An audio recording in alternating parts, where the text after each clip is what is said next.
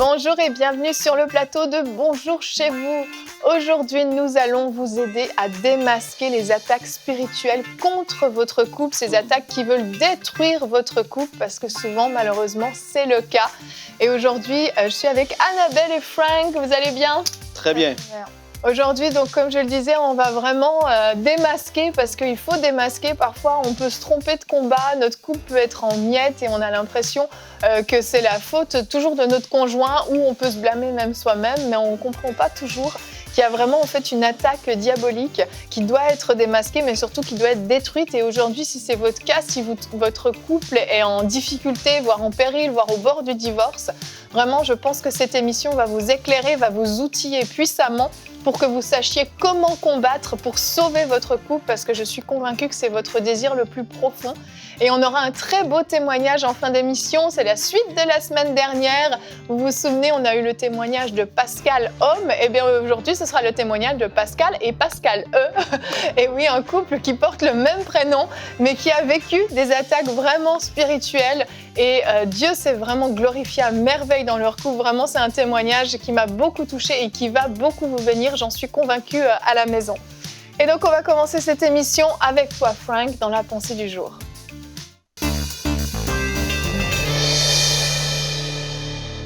Et ouais, c'est super important de pouvoir lutter contre les attaques de l'ennemi dans notre couple parce qu'elles vont venir de toutes sortes de façons.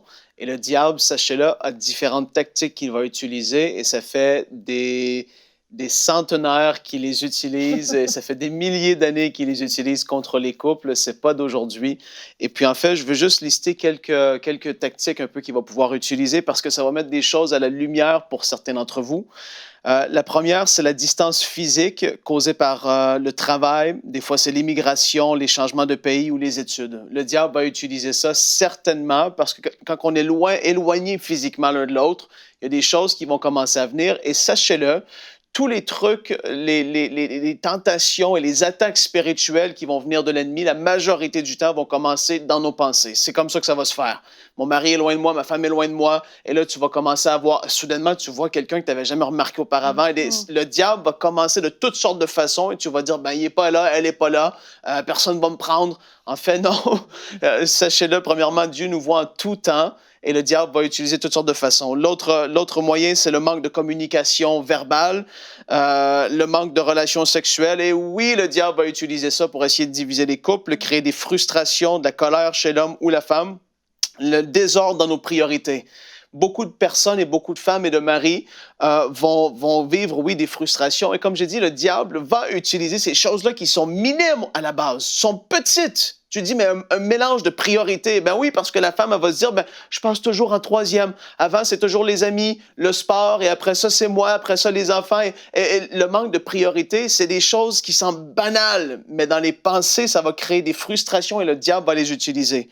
Après ça, le manque de vision à long terme dans le couple. On vit juste, souvent les gens vivent pour des petits projets. On va s'acheter une nouvelle télévision, on va s'acheter une piscine, on va s'acheter une maison. Et là, on vit ces choses-là. Et on se dit, ben, pourquoi on est ensemble finalement? C'est quoi la vision à long terme? Et on se dit, ben, pourquoi je suis avec lui ou avec elle? On ne voit même pas les choses de la même façon pour le futur. On n'a pas la même vision qui est là. Après ça, la différence du niveau spirituel, et oui, ça aussi, le diable va l'utiliser, l'épreuve des jeunes enfants. Oh my! Quand tu as des enfants que tu n'en avais jamais eu auparavant, et tu es un jeune couple, et puis soudainement, les bébés arrivent, la fatigue est là, les frustrations encore là, les nuits blanches, toutes sortes de choses, ça va créer. Et c'est des endroits, des brèches que le diable va utiliser pour pouvoir détruire les couples. Le manque de temps de qualité ensemble, les défis pour les jeunes couples. Est-ce que je me suis trompé? Est-ce que c'est vraiment lui? Est-ce que c'est elle? Mais pourtant, on a fait des cours avant le mariage et puis là, je ne suis plus certain. Et la passion du début n'est plus là parce que la passion, le feu qui est là au début, ça sera pas toujours là, et c'est plate de le dire. On va toujours s'aimer, on va toujours, oui, passionnément s'aimer, mais c'est pas pareil. Que vous qui êtes plus vieux, mariés depuis des années, vous comprenez ce que je veux dire. Hallelujah! Parce que la passion du début, le feu qui brûle, ça va s'éteindre à un moment donné et la vraie vie va reprendre son cours. Et comment est-ce que vous allez gérer ça? Parce que, oui, quand la passion est là au début, ça l'aveugle, mais soudainement, on voit les vrais traits de caractère, les choses qu'on n'avait jamais remarquées auparavant. Mais il est comme ça! Et le diable va utiliser ces choses-là. La maladie physique, mentale, émotionnelle, les finances, c'est toutes des choses que le diable va utiliser pour vraiment entrer dans la vie de couple et créer des divisions. Et sachez-le, si le diable a voulu réclamer Simon pour le cribler comme le froment, il va certainement le faire pour votre couple. Il a déjà essayé de le faire contre mon couple. Ça fait 10 ans qu'on est mariés cette année. Et le diable a voulu déjà entrer avec ses sales pattes dans mon couple et essayer de créer la division par toutes sortes de pensées. Oui, par rapport à l'avenir, par rapport à où est-ce qu'on s'en va, le stress, la pression. Parfois, c'est la peur qui va s'installer parce qu'on se dit, on se pose toutes sortes de questions. Le diable va vouloir cribler comme le froment, mais Jésus a dit, mais j'ai prié pour toi, afin que toi, quand tu vas être affermi, tu vas pouvoir relever tes frères aussi. Sérieusement, si dans votre couple, ça sent le vol, l'égorgement, la mort, si ça sent toutes ces choses-là qui pourraient être là, ça, c'est signe, ça démontre clairement que le diable s'en est mêlé. Parce que là où est-ce que Jésus, là où est-ce que c'est l'Esprit de Dieu qui se manifeste, c'est la vie et la vie en abondance. Dans votre couple, si le diable est venu pour détruire, voler et égorger, il faut s'ouvrir les yeux. Parfois, il y a des choses qui sont naturelles. On va en parler. Mais d'autres fois, il faut être sérieux et dire les vraies choses. C'est des esprits méchants qui se sont levés contre vous, dans votre appel, contre votre destinée, contre votre famille, parce que qu'est-ce qu'il veut faire? C'est détruire les familles, détruire les couples. Et il se frotte les mains et il est heureux de le faire. Fait qu'aujourd'hui, arrête de voir chez l'autre quelque chose, en fait, ou un problème chez l'autre qui est d'ordre spirituel. Il faut vraiment commencer à dire non, Seigneur, c'est pas mon mari, j'ai pas marié cet homme-là. Non, Seigneur, c'est pas cette femme que j'ai mariée, je la connais, je sais que cette vraie personne n'est pas comme ça. Et là, tu vas commencer à prier, tu vas dire non, c'est pas cette personne-là que je connais dans l'intimité. Seigneur, il y a quelque chose qui est louche. Montre-moi, ouvre-moi les yeux parce que quelque chose, le diable va vouloir utiliser les gens de l'extérieur, venir bombarder le couple, essayer de créer des divisions. Non, pas dans ma maison. Et là, je m'énerve. Alléluia. Il faut s'énerver, prendre autorité. Je vous le dis, c'est tellement sérieux. La vie de votre famille, de votre couple, la destinée de votre vie est en jeu, possiblement en ce moment. Et cette émission, vous allez être équipés, vous allez pouvoir être boostés dans votre foi pour faire quelque chose et voir des résultats dans votre vie au nom puissant de Jésus. Alléluia. Amen. Merci Frank de t'énerver sur les bons sujets. Il faut effectivement se mettre en colère. Et à la maison, vous allez peut-être devoir vous mettre en colère pour sauver votre couple. Et je parle d'une sainte colère et non pas d'une colère charnelle. Ouais. Je me souviens rapidement, c'est une histoire que j'avais racontée une fois, mais ça fait longtemps dans Parole de femme.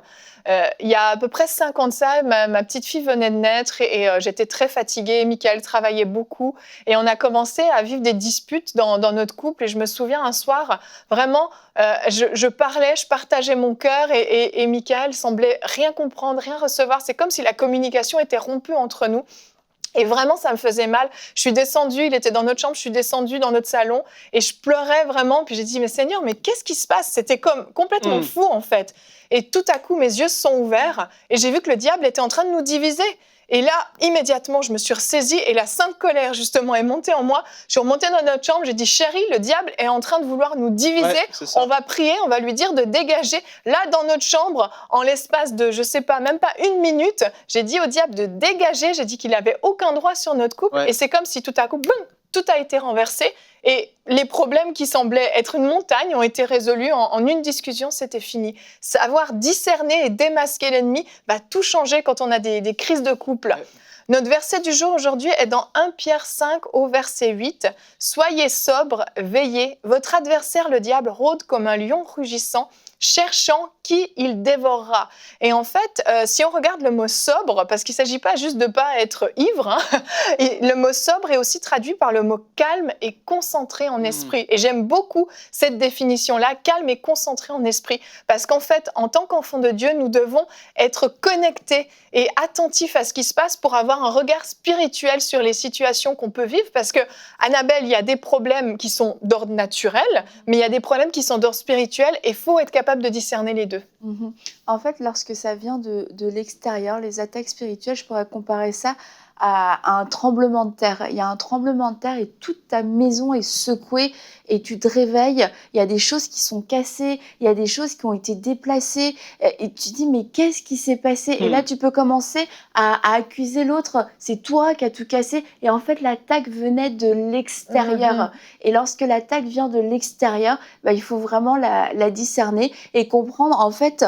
On a été victimes, tous les deux, on a été victimes d'un tremblement de terre. Notre couple a été victime. C'est pas toi le méchant, c'est pas moi la méchante. On a tous les deux été victimes, mais maintenant on a une autorité et il est temps de se lever, il est temps de prendre position. Et c'est plus le temps du conseil, c'est plus le temps même quelque part de la communication à s'expliquer machin. Mais oui, mais moi j'avais posé ça là hier soir et puis là je retrouve ça ce matin. C'est pas lui, c'est pas toi. Personne n'a rien fait de mal. Il y a eu un tremblement de terre qui a secoué la maison, qui a secoué le couple, qui a tout déplacé. Et maintenant, c'est de dire, OK, stop. Parce qu'il y a un lion qui a rôdé, il y a un lion qui a fait trembler nos murs, il y a un lion qui a fait trembler notre couple, qui nous a déstabilisés. Mais aujourd'hui, on prend position, on prend autorité et on dit à tous les démons de l'enfer, vous partez maintenant. Vous n'avez aucun droit sur mon couple. Vous n'avez aucun droit sur ma famille, ni sur mon mari, ni sur moi, ni dans mes pensées, mes rêves, etc. C'est terminé. Et en fait, quand ces choses se terminent, prennent fin, on se rend compte que l'amour, quelquefois, est intact. Que l'amour est intact, c'est juste qu'on avait été ébranlé de l'extérieur. Et qu'est-ce qui arrive? C'est des oppressions, en fait. Tu te réveilles un matin et ton mari, soudainement, est comme bizarre ou ta femme n'est pas normale. Tu te dis, mais c'est quoi? Et là, tu es frustré, tu te dis, c'est peut-être une mauvaise journée, mais là, ça prend 1, 2, 3 jours, c'est toujours pareil. Et tu te dis, mais c'est quoi le truc? Et là, soudainement, tu confrontes un peu. Et il peut avoir des mots qui n'avaient jamais sorti de sa bouche, comme divorce, comme je suis plus capable, tu m'énerves. Mais tu fais, mais qu'est-ce que j'ai fait? Et là, tu vois que c'est une oppression. Et la personne qui est oppressée s'en rend même pas compte parce qu'elle vit une oppression. Des oppressions, je l'ai déjà vécu. C'est terrible dans tes pensées. Tu vois juste noir. Il n'y a plus façon de s'en sortir. Tu peux faire des crises d'anxiété quand tu es oppressé spirituellement. Tu peux être toutes sortes de choses, en fait. C'est un acharnement spirituel sur la personne. C'est ça que c'est. Et quand c'est toi et tu saisis que tu dis vraiment, non, j'ai pas changé, les garçons, nos filles vont bien, c'est quoi le truc? Et là, tu dois vraiment ouvrir les yeux et dire non.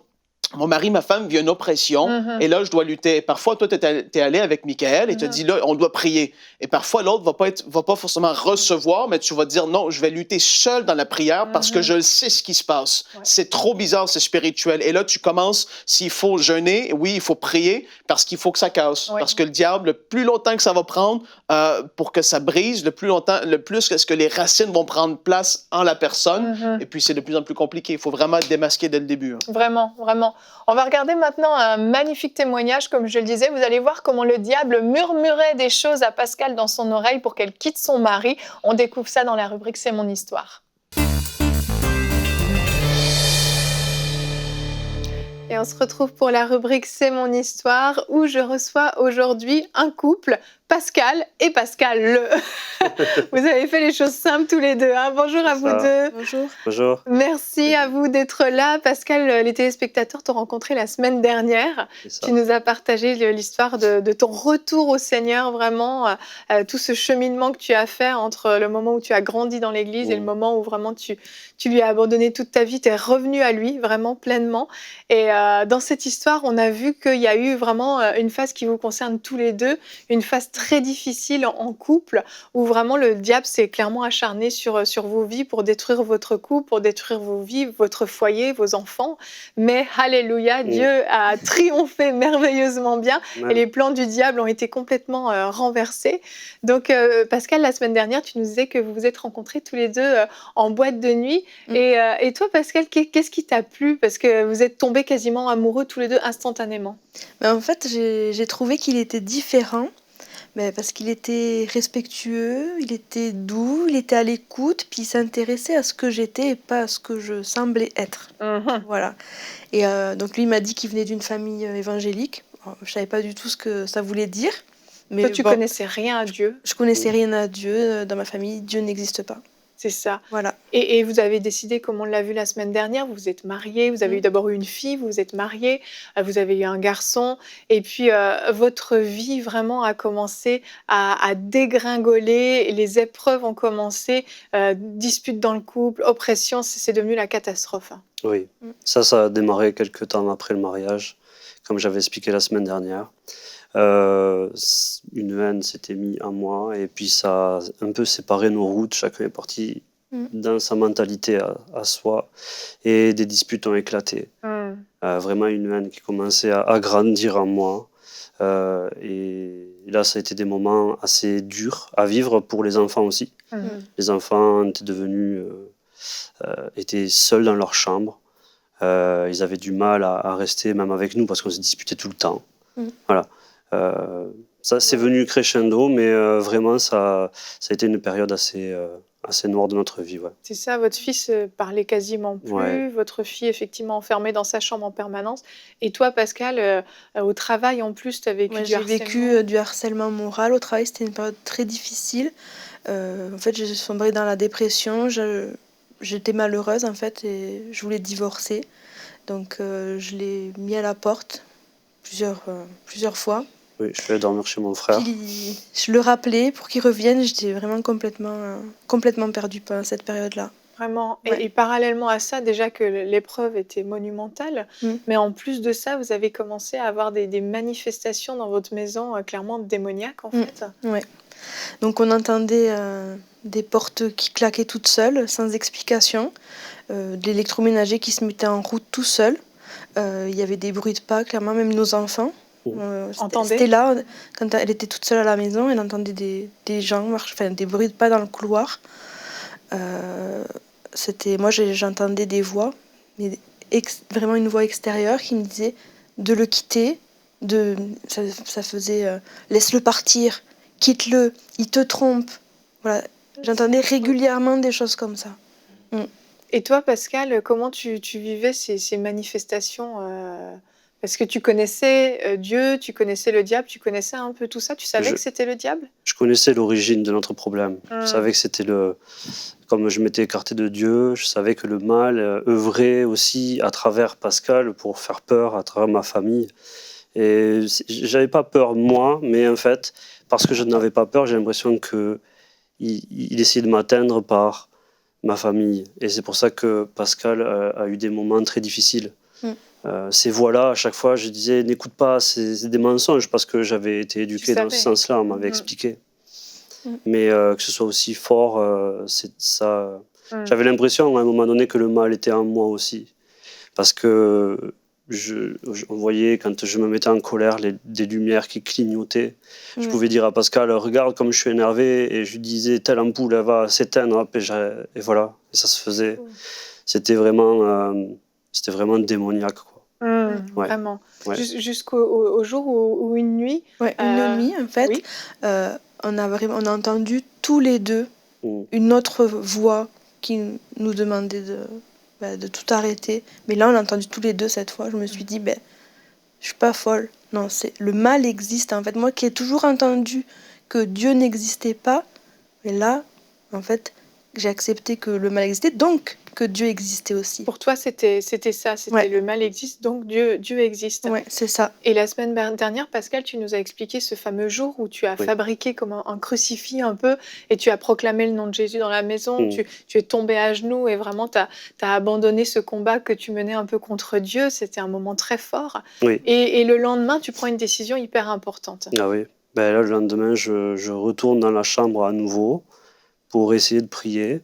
Je me mets à genoux, comme j'avais fait la veille. Je me suis dit, là, ça va fonctionner, parce que je recommençais à m'énerver. Donc, non, je veux retrouver cette paix. Et je me mets à genoux, je prie. Il se passe 1 heure, peut-être 2, je ne sais même plus. Et il ne se passe rien. Donc, je me lève. Et quand je me lève, j'arrive à peine au pied du lit. Et là, j'entends vraiment, maintenant, ça suffit. C'est une voix vraiment autoritaire, mais à la fois douce, comme si un père disait à son enfant, allez, maintenant ça suffit, viens.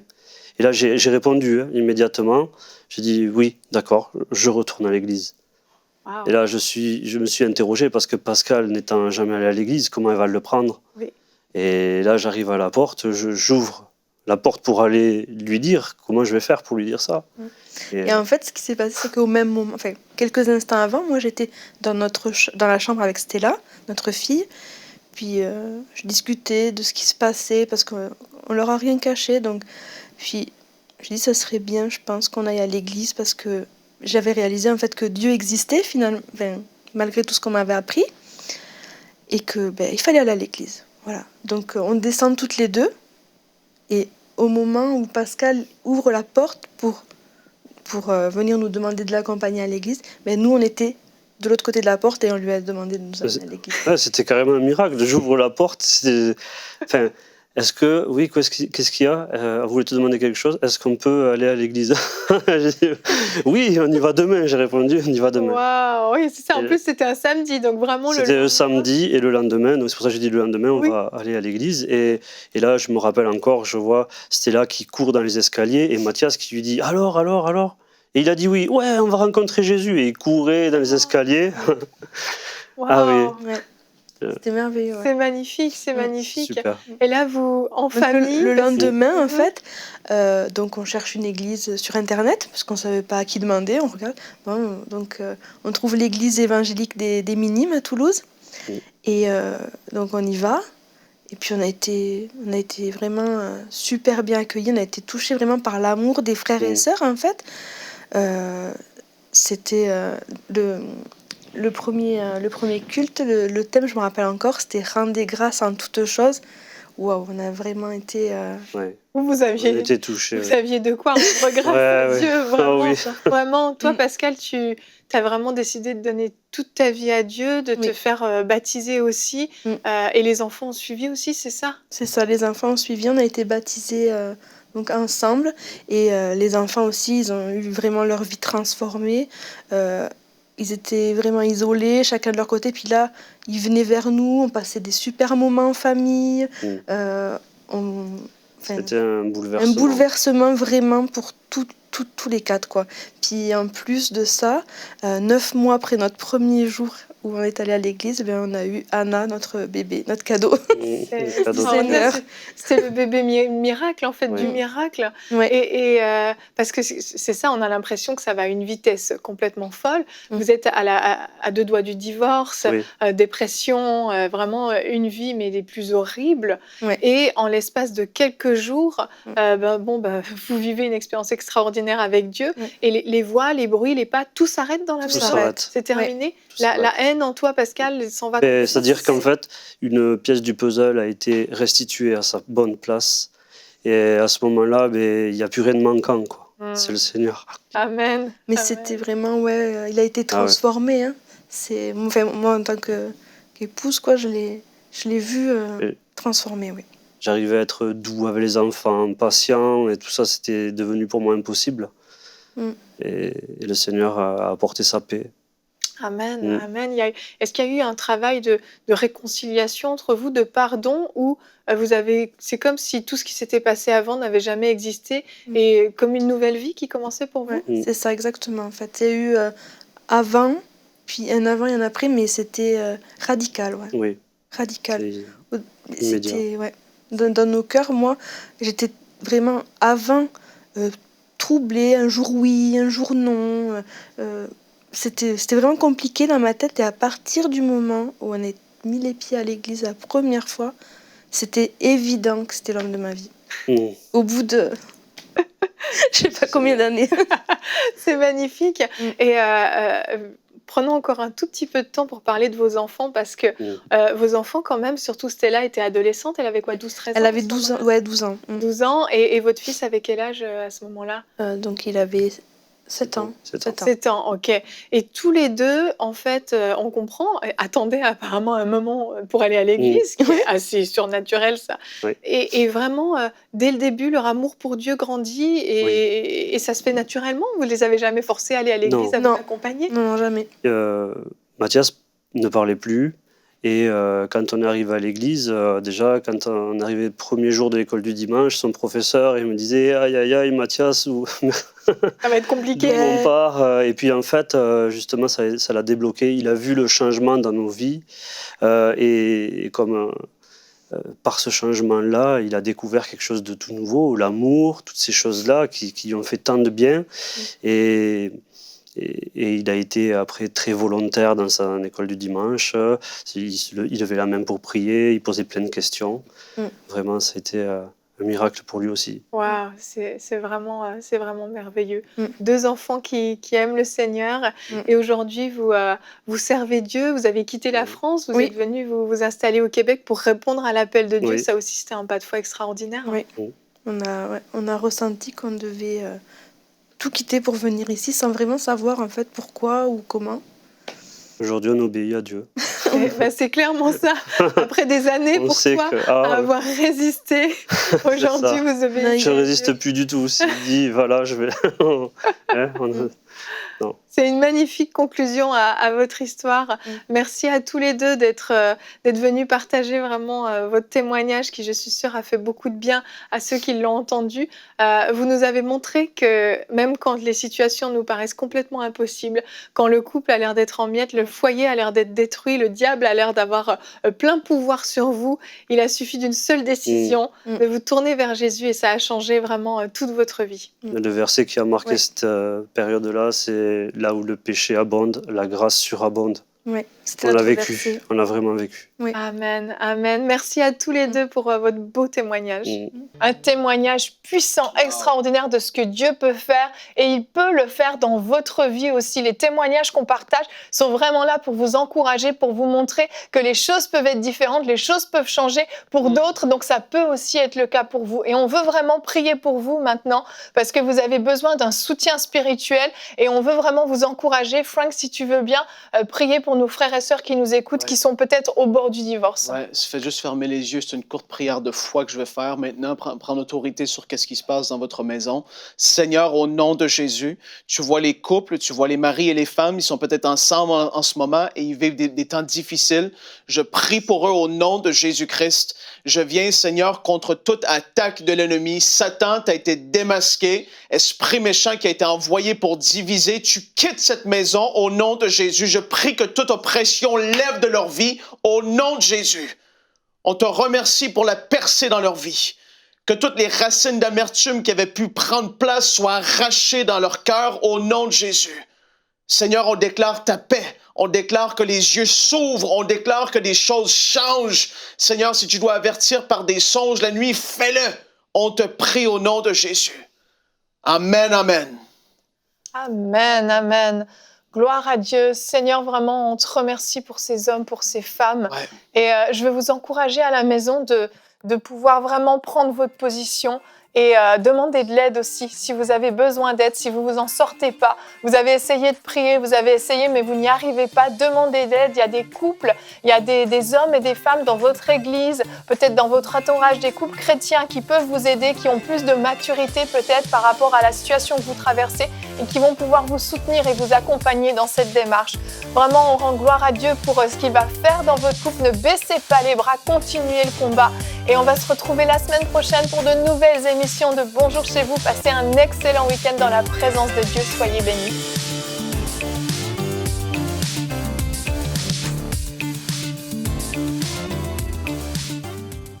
Dès maintenant, donnons pour achever la construction et équiper le centre EMCI. Pour faire votre don, rendez-vous sur emcitv.com/3500.